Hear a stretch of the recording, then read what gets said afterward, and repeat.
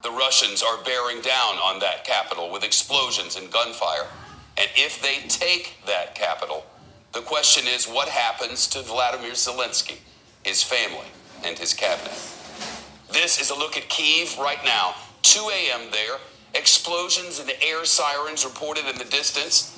Up until now, Russian troops have faced much stiffer resistance than the Pentagon says they expected during this full-scale invasion.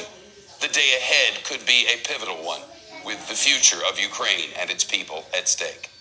These are Ukrainian National Guardsmen taking up position on a bridge in central Kyiv. They're lying down in the prone position. Look at this. Their rifles aimed and pointed in the direction from which Russian troops would likely come. Ukrainian forces have blown up bridges near Kyiv to try to make it harder for the Russian military vehicles to advance on the capital. This video shows Ukrainian men grabbing guns out of crates in the city. Ukraine's defense ministry has called on civilians far and wide to prepare Molotov cocktails to fight back. On Ukrainian TV, they broadcast instructions on how to make them. A massive explosion and fireball lit up the night sky before dawn in Kyiv. The Ukrainian military reports it shot down a Russian aircraft and 2 incoming cruise missiles. We cannot confirm that report. Russia denies losing any aircraft. But you could see the fireball there as it erupted and slowly descended. The scene captured on both surveillance and eyewitness cell phone videos. Russian propaganda claims that Russian President Volodymyr Zelensky had fled the city. He had not. Zelensky posted this video of himself and his cabinet on the streets of Kyiv. He delivered a clear message. We are here. We are in Kyiv. We are defending Ukraine. President Zelensky says he's target number 1 on Russia's hit list and that Russian saboteurs are already in the city. Just 3 years ago, Zelensky was a comedian and actor who played a president on television. The Pentagon has warned Putin wants to decapitate Ukraine's government and install its own puppet regime. In a chilling address today, Putin urged Ukrainian troops to turn against their own country and stage a military coup to seize power and negotiate a surrender.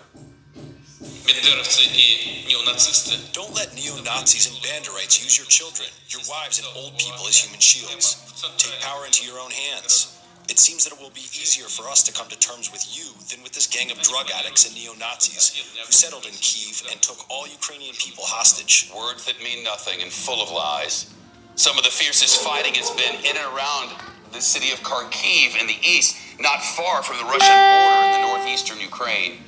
The wreckage of destroyed Russian military vehicles left smoldering. Ukraine's military claims it's inflicted heavy losses and killed nearly 3,000 Russian troops. Here again, we have no way to verify that report. This is surveillance video showing a column of Russian military vehicles pushing up from southern Ukraine. And look at these Russian soldiers trying to break and disable the cameras in an attempt to hide their movements. We're seeing some harrowing scenes in Kyiv. Gunshots fired into the air by security at a train station. Crowds of desperate Ukrainians, some with toddlers in arms, trying to pack onto trains to escape this nightmare. Dramatic video from a suburb of Kyiv shows an armored military vehicle swerving and crashing on an oncoming car on a public street. Bystanders able to pull the driver out of the wreckage. He reportedly survived.